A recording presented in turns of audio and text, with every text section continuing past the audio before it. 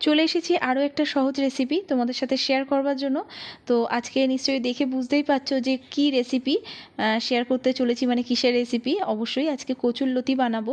তো আমাদের এখানে কচুরলতি পাওয়া যায় না, তো এইবারে লাকিলি পেয়ে গেছি, তো ভাবলাম যে চলো এটারই আজকে রেসিপি তোমাদের সাথে শেয়ার করি। তো প্রথমে একটু নোংরা ছিল, তো আমি ছোট ছোট করে কেটে নিয়েছি এই সাইজে। তারপর এটাকে ভালো করে জলে ধুয়ে নিয়েছি। নেওয়ার পরে দেখো ঠিক এরকম একটা ছুরি দিয়ে গাটা এইভাবে ঘষলে কিন্তু ওপরের যে কালো খোসাটা আছে সেটা কিন্তু পরিষ্কার হয়ে যায় খুব সহজে। দেখো খুব সহজেই কিন্তু এইভাবে ঘষলে পরিষ্কার হয়ে যাচ্ছে। তো এইভাবে সবগুলো কিন্তু আমি পরিষ্কার করে নেব, তারপরে একটু ছোট ছোট করে কেটে নিচ্ছি। তো এটাও আমি দেখাচ্ছি, খুব তাড়াতাড়ি হয়ে যায়।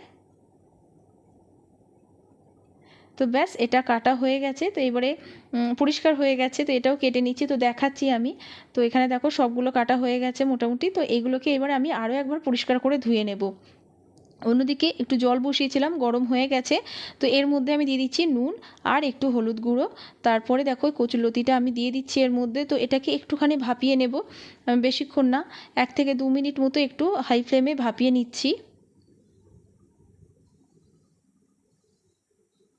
তো একটু উল্টে পাল্টে দেবো যাতে নিচেরগুলো ওপরে আসে আর ওপরেরগুলো একটু নিচে যায়। তো এইভাবে দেখো বেশ কিছুক্ষণ 2 থেকে 3 মিনিট একটু ভাপিয়ে নিচ্ছে। নেবার পরে কিন্তু এটাকে আমি জল ঝরাতে দিয়ে দেবো। আর এদিকে সর্ষের তেল গরম করে কালো জিরে আর কাঁচা লঙ্কা দিয়েছি ফোড়নে। আর এর মধ্যে এবার দিয়ে দেবো পেঁয়াজ কুচি।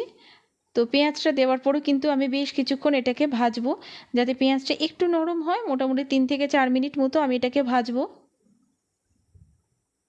তো পেঁয়াজটা একটু নরম হয়েছে, তারপরে এর মধ্যে দিয়ে দেবো আদা রসুন পেস্ট। তো একটু বেশি করেই কিন্তু আদা রসুন পেস্টটা দিয়ে দিচ্ছি। তো এটাকে দেওয়ার পরও কিন্তু আরও 2 মিনিট মতো একটু নাড়াচাড়া করব। গ্যাসটা মিডিয়ামে দিয়েছি, আদা রসুনের যে কাঁচা গন্ধটা থাকে সেটা যাতে চলে যায়।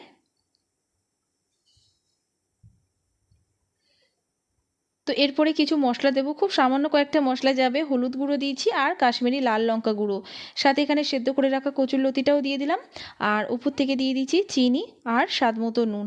এবারে গ্যাসটাকে একটু মিডিয়াম টু হাই ফ্লেমে দেওয়ার পরে এইভাবে কিন্তু আমি কনস্ট্যান্ট এটাকে নাড়াচাড়া করছি। তো বেশ কিছুক্ষণ নাড়াচাড়া করার পর দেখতেই পাচ্ছ অনেকটা হয়ে এসেছে।